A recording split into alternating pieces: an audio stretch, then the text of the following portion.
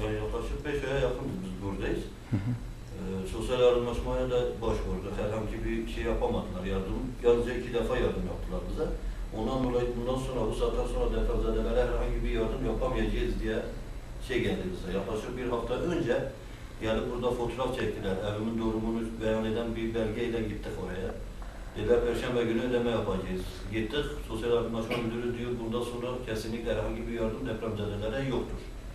Eğer devlet olarak sen bana bu sıkıntı anımda bakmayacaksan yarın öbür gün hiç bakma daha iyidir. Yani biz de bu ülkenin vatandaşlarıyız. Depremden dolayı biz kaçıp buralara gelmişiz. Biz tek değiliz, 35 aileye yakınız biz burada. Silvan'da. Silvan'da. Hepimizin de sıkıntıları bundan ibarettir. Biz bizzat gittik Kaymakam Bey'le de görüştük. Dedik bize iş imkanı ver. Ver ki biz yarın öbür gün de sizi rahatsız edelim, ne biz rahatsız olalım. Biz burada mesela dilenci değiliz ki.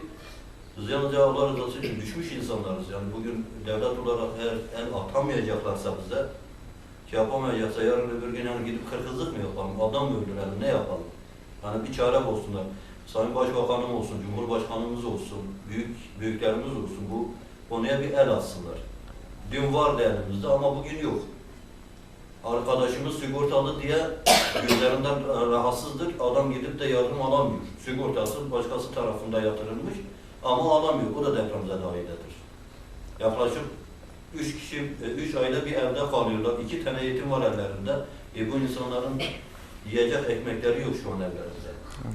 Benim çocuklarım 2 tanesi okuyor. Annem mesela bu şekilde depremden dolayı düştüğü 2. katta yuvarlandı, dizlerinden rahatsızdır. Bakıma muhtaç bir insandır. Ve maddi imkansızlıklardan bunları doktora bile götüremiyorum. Çocuklarımın kıyafetlerini alamıyorum, yardım yapamıyorum. Yani herhangi bir şey yapamıyorum ben bu çocuklara.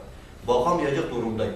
Ülkemizi de bu insanların üzerine şey yapmayalım. Bizi getiren imam arkadaşlar sağ olsun ellerinden geleni yapıyorlar. Geçen ay Ümmetler Derneği vardı burada.